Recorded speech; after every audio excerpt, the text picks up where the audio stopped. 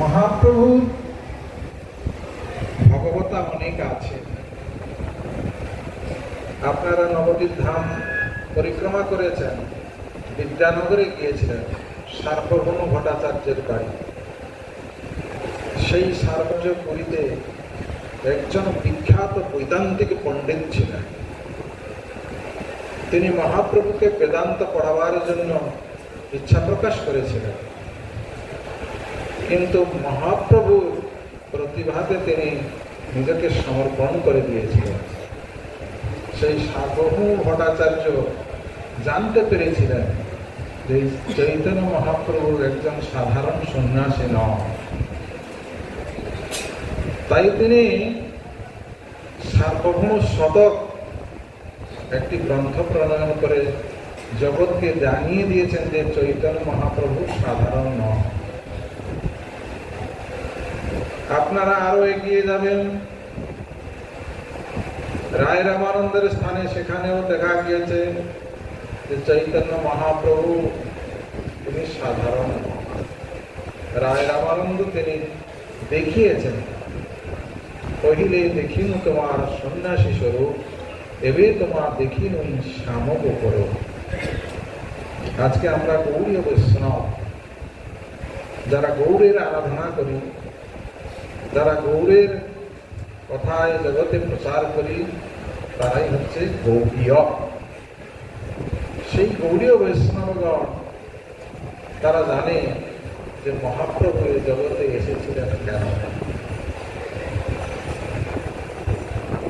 জগতে নাম সংকীর্তন বিতরণ করা তার উদ্দেশ্য। নাম প্রেমে মাগবার করে ভগবানের কাছে পৌঁছে দেওয়া হচ্ছে তার প্রচারের বাণী। পৃথিবীতে আছে যত নগরানি গ্রাম, সর্বত্র প্রচার হইবে মোর নাম। কি বললেন? হরে নাম হরে নাম হরে নামেব কেবলম, বড় নাস্তেব নাস্তেব নাস্তেব গতিরন্যথা। কলিযুগে হরিনাম ব্যতীত অন্য কোন গতি নেই নেই নেই। তিনবার বললেন, একবার না, তিনবার বললেন। আর কি জোর দিলেন? নামেব কেবলম, একমাত্র নামের দ্বারা ভগবানকে লাভ করা যাবে। আমাদের সরকার কত নতুন নতুন পদ্ধতি তৈরি করছে আমরা ভোগ বিলাসের স্বাচ্ছন্দ্যে জীবনযাপন করার জন্য, কিন্তু আমরা সেটা নিজে উপলব্ধি করতে পারি না যে আমরা কি জন্য এই জগতে এসেছি। আমরা এসেছি ভগবানের কাছ থেকে ভগবানের সেবা করার জন্য। জীবের স্বরূপ হয় কৃষ্ণের নিত্য দাস। আমরা দাসত্ব ভুলে গেছি বলে আজকে মায়া সংসারে হাবুডুবু খাচ্ছি। এই মায়া সংসার থেকে উত্তীর্ণ হওয়ার জন্যই শ্রী চৈতন্য মহাপ্রভু আমাদেরকে এই নাম দিয়েছেন। যদি আমরা নাম না করি তাহলে আমাদের উদ্ধার নেই। তাই এই কলিযুগকে ধন্য কলিযুগ বলা হয়েছে। শ্রীমদ্ ভাগবতে বলা হয়েছে, কলির দোষ নিধি রাধন এক মহান নাম, কীর্তনা দেবকৃষ্ণস্য মুক্ত সঙ্গম পরম। ভগবানের নাম কীর্তনের মাধ্যমে মুক্ত সঙ্গম পরম ব্রতে ভগবানের কাছে পৌঁছানো যাবে।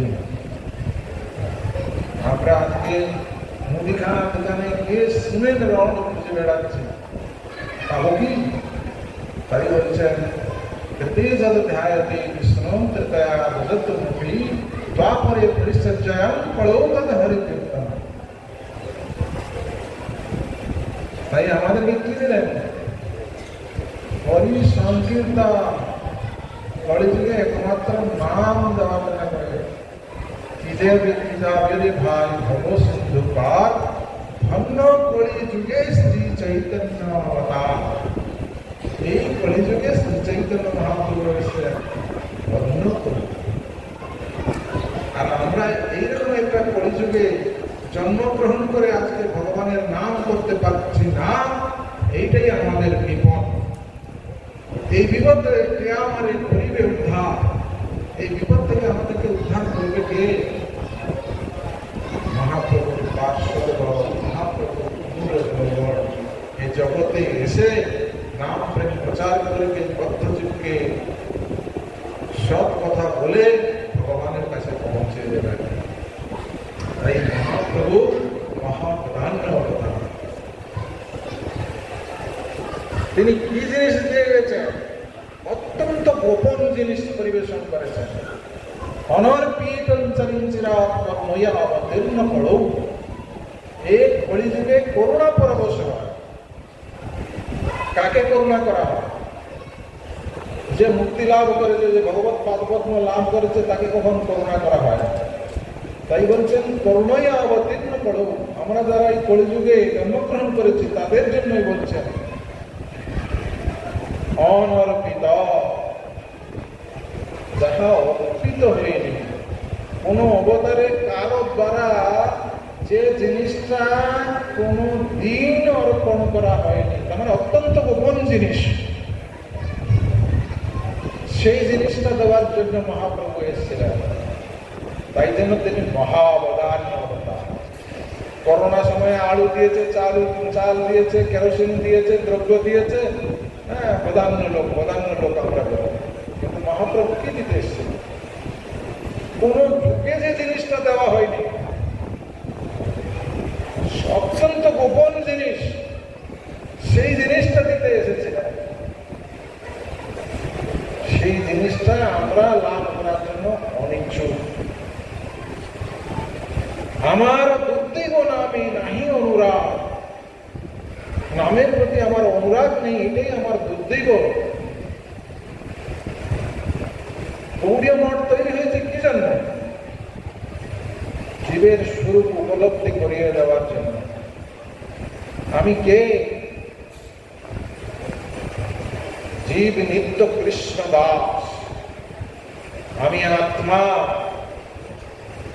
আমার জাগতিক কোনো পরিচয় নেই। আমার মধ্যে এত ভেদ আসছে কোথা থেকে? আমার স্বরূপ উপলব্ধি হয়নি, আমি নিজেকে জানতে পারিনি। আমি পরিচয় দিচ্ছি জাগতিক পরিচয়, এটা আমার প্রকৃত পরিচয় নয়। প্রকৃত পরিচয় হচ্ছে আমি আত্মা। আমার মধ্যে ভেদ আসতে পারে না। আমি ব্রাহ্মণ, আমি ক্ষত্রিয়, আমি বৈশ্য, আমি শূদ্র, আমি ব্রহ্মচারী, আমি গৃহস্থ, আমি বানপ্রস্থ, আমি সন্ন্যাসী। এ ভেদ আসতে পারে না যখন আমি বুঝবো যে আমি আত্মা,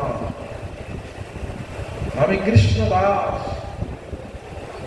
আমি ভগবানকে ভুলে গিয়ে মায়া সংসারে হাবুডুবু খাচ্ছি। আমার মধ্যে ভেদ আসবে কেন?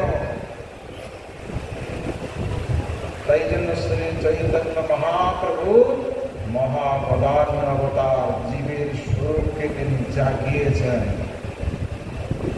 জীব নিত্য কৃষ্ণ দাস ইহা ভুলে গেল, অতএব মায়া তারে গলায় বাঁধিল। আমরা যদি হরিনাম না করি, আমাদের বিপদ আমরাই ডেকে নিয়ে আনব। তাই বলছেন কিবা জ্যোতি সতী কিবা নিচ জাতি, যেবা হরি নাহি ভজে, ভবে জনমিয়া ভ্রমিয়া ভ্রমিয়া রৌরব নরকে মাঝে। একজন জ্যোতি সন্ন্যাসী গৃহত্যাগ করে অনেক উঁচু জায়গায় প্রতিষ্ঠিত হয়েছে, কিন্তু হরিনাম করে না। একজন সতী নারী, তার সমস্ত সতীত্ব আছে, কিন্তু সে হরিনাম করে না। এইরকম যারা, তাই বলেছেন কিবা জ্যোতি সতী কিবা নিচ জাতি, যেবা হরি নাহি ভজে, ভবে জনমিয়া ভ্রমিয়া ভ্রমিয়া রৌরব নরকে মাঝে। আমাদের যে রৌরক আছে, ভাগবতে বর্ণন হয়েছে নরকের কথা, তার মধ্যেই রৌরব নরক আছে। এইখানেই আমাদের গতি হবে, আমাদেরকে আর উদ্ধার পেতে হবে না। তাই বলছেন এ বিপদে কে আমারে করিবে উদ্ধার? এইরকম বিপদপূর্ণ অবস্থা থেকে উদ্ধার করার জন্য শ্রী চৈতন্য মহাপ্রভু এসেছেন, ভক্ত ভাব অঙ্গীকার করেছেন। রাধা কৃষ্ণের মিলিত তনু হয়ে ও জগৎকে বুঝতে দেননি এই জীবকে কি করে উদ্ধার করা হবে। তাহলে সাধু গুরু রূপে কৃষ্ণ আইল নদিয়া। আপনার ভারতবর্ষের সব জায়গায় ঘুরে দেখুন, এই মায়াপুরে যত ত্যাগী আছে এরকম ত্যাগী খুঁজে পাবেন না। বহু সম্প্রদায়ের সাধুরা আছে, কিন্তু তারা ভগবানকে ডাকে না, তারা ভগবত ভজন করে না। চার সম্প্রদায়ের মধ্যে আমরা হচ্ছে গৌড়ীয় সম্প্রদায়, ব্রহ্মমাত্র গৌড়ীয় সম্প্রদায়। এই কলিযুগে ভগবত প্রাপ্তির জন্য এই সম্প্রদায় সুপ্রতিষ্ঠিত। এই সম্প্রদায় ব্যতীত ভগবত রাজ্যে পৌঁছানোর জন্য অন্য কোনো সম্প্রদায় থাকতে পারে না। যদিও চার সম্প্রদায় বৈষ্ণব সম্প্রদায়, তথাপিও গৌড়ীয় বৈষ্ণব সম্প্রদায় হচ্ছে সর্বশ্রেষ্ঠ।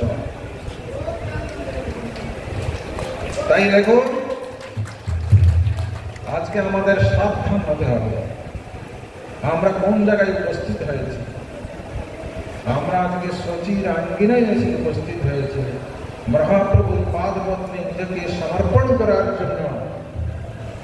আমরা নবদ্বীপ ধাম পরিক্রমা করেছি, একদিন নয়, দুদিন নয়, 7 দিন ধরে আমরা নবদ্বীপ ধাম পরিক্রমা করছি। এত বড় উৎসব দেখা যায় না।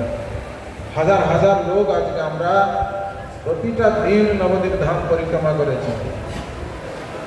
এই নবদ্বীপ ধামে পরিক্রমার মাধ্যমে আমরা দেখেছি শ্রী জগন্নাথ দেব পুরীধাম থেকে এসেছেন। বহু রস আরো উজ্জ্বল ভাবে জগৎকে প্রচার করার জন্য তিনি এখানেও এসে আস্বাদন করছেন। রামচন্দ্রও এসেছেন, পার্বতী দেবীও এসেছেন, সমস্ত আচার্যগণ এখানে এসেছেন। শ্রীগৌড় মন্ডল ভূমি যেবা জানে চিন্তামণি, তার হয় ব্রজভূমি বাস। এই অভিন্ন ব্রজপত্তন সমস্ত ব্রজভূমিটা এখানে চলে এসেছে। এজন্য গৌড় ব্রজবনে ভেদ না দেখিব হইব বরদাস। মহাপ্রভুর আশীর্বাদ সঙ্গে সঙ্গে মহাপ্রভুর ধামকে ভালোবাসতে হবে। এই নবদ্বীপ ধাম প্রচারিণী সভা প্রতিষ্ঠা করেছিলেন সচ্চিদানন্দ ভক্তিবিনোদ ঠাকুর। সেই সচ্চিদানন্দ ভক্তিবিনোদ ঠাকুর নবদ্বীপ ধাম পরিক্রমা একটি পুস্তক রচনা করেন। সেই পুস্তককে বাস্তবায়িত করেছেন এই গৌড়ীয় মঠের প্রতিষ্ঠাতা ছিল ভক্তি সিদ্ধান্ত সরস্বতী গোস্বামী ঠাকুর। আজকে যদি নবদ্বীপ ধাম পরিক্রমা না হতো, আমরা মহাপ্রভুর ধাম জানতে পারতাম না, মহাপ্রভুর লীলা কথা জানতে পারতাম না।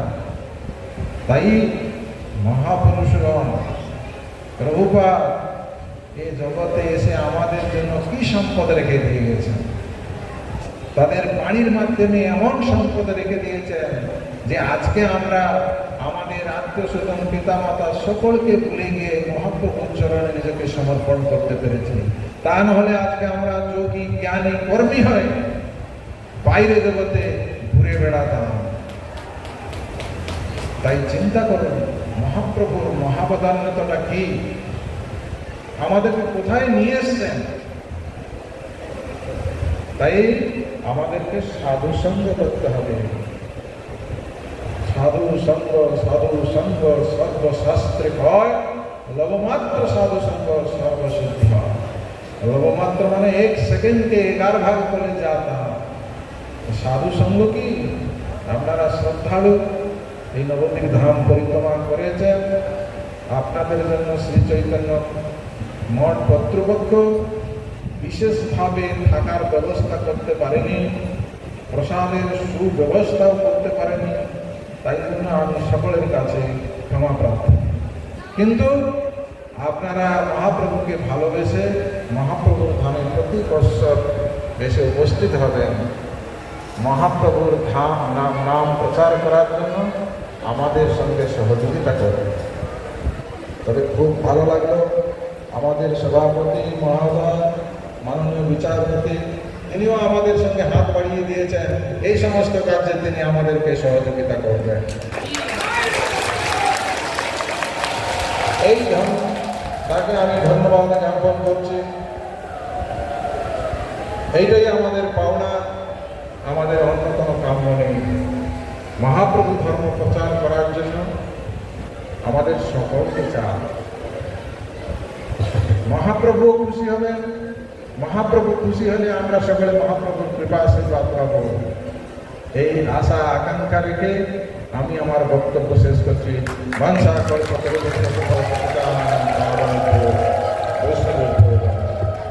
जय परम पूज्यपाद श्री चैतन्य मठाचार्य विदंडी स्वामी श्रीमद भक्ति स्वरूप सन्यासी गोस्वामी महाराज की, गौर हरि श्री आविर्भाव दिवस की।